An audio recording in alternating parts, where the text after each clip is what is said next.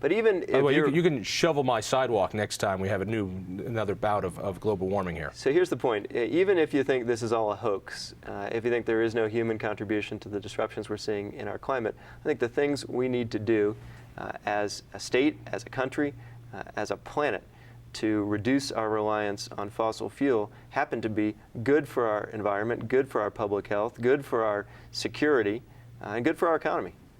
That's one of the reasons we took such strides in the state legislature. But the state can't save a planet on its own. And we need a national, I think an international commitment to this cause, to using our sun, our wind, our biomass, our geothermal potential.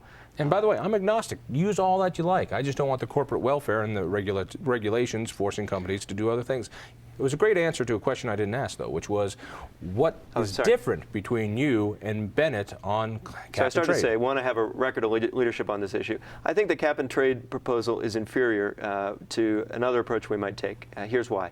I think it would be more transparent, more effective, more efficient, and less susceptible to gaming on Wall Street or wherever this market unfolds if instead we used the approach that we've taken in Colorado. Increase the percentage of electricity that comes from renewable sources. The voters said that, as you know, in 2004 by putting a renewable energy portfolio standard into law of 10%. They said we should get there by 2015. We beat that schedule about 8 years ahead of time.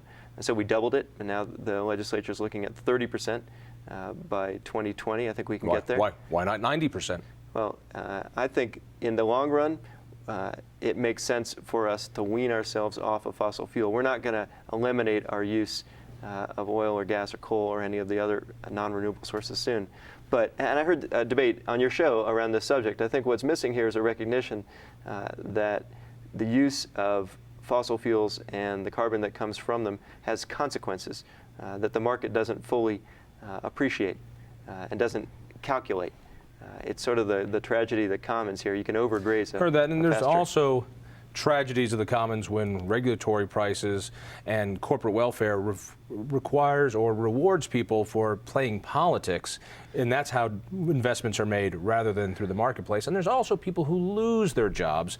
You take a look at Colorado's oil and gas industry. We look at the mining industry, look at the coal industry, and of course the railroad industry that does it. These guys are taking it on the chin, and they are collapsing because of this. Well, those people are losing jobs too. Let me agree in part with you. And I said before we came on the show, I wanted to find some common ground. You're right that the transition between a fossil fuel-based economy and a new energy economy, to borrow a phrase, will create disruptions. And these are catastrophic. It's more than a disruption if you lose your job. So I think investing in job training, helping folks actually make this transition is important. I do think there is one point on which we might agree, even if you don't buy the science around global warming or the rest of it.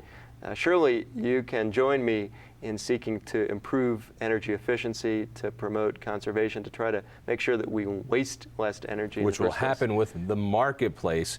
And I'm not one of those people who says we need to keep energy prices low. No, I think energy prices go with the market. And as energy prices go up, guess what? Conservation goes up as well. I tell you, for time, let's keep going here. You said you wanted somebody who would stand up to their own party. So in the last year, Obama's been in office for a year and a half. Tell me, what would you stand up on and fight the president? What has he done wrong that a Senator Romanoff would take a challenge to? Well, I think what we've learned in the last year is that it is not enough to put a president of real courage and vision and leadership in the White House if the same qualities aren't matched at the other end of Pennsylvania Avenue. I think that's where the absence of leadership has been most acute.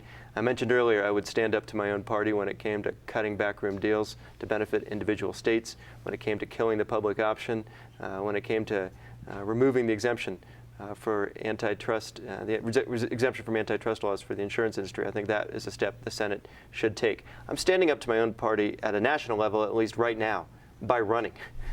And I think if anybody doubts my willingness to take on powerful special interest groups of either side of the aisle, they have only to look at this campaign for evidence. How many people have called you, begging you to drop out?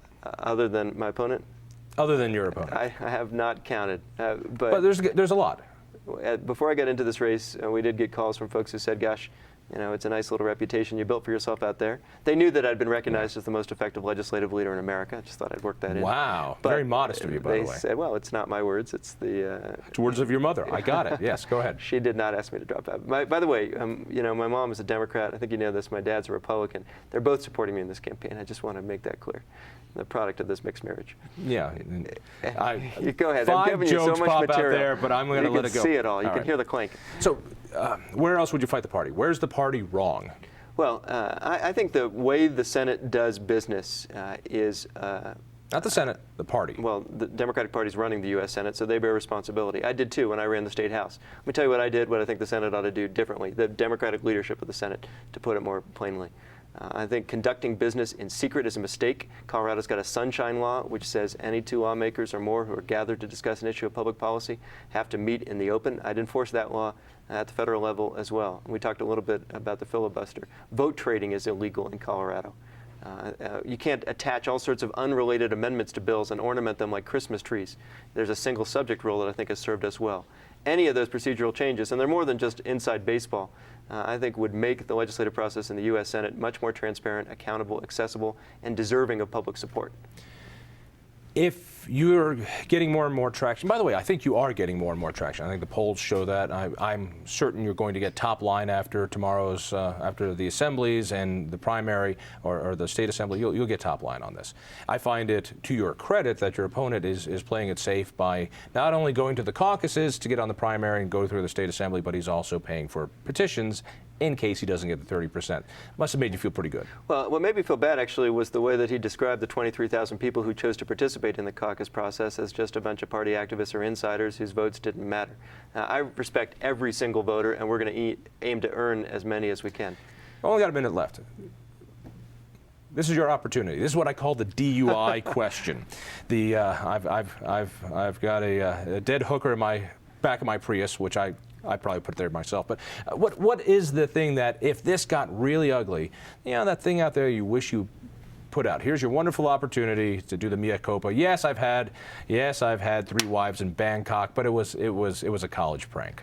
You know, as tempting as it is to confess all my sins on this to me too. show, folks can learn more about me at andrewromanoff.com. I'm a pretty open book. I will be the most accessible senator in the history of Colorado. So nothing you want to share? I'm sorry to disappoint you. All right. More importantly, if you win this primary, will you come back to this program and debate the Republican? I will. There we go. Oh, you're in for it now. Andrew Romanoff, again, if people want to get more information. AndrewRomanoff.com. www. Thank you for being here. And thank you for being here. Tell a friend. We'll see you next week. You jibber jab, bamboozle, nook and noozle, bippity bop, she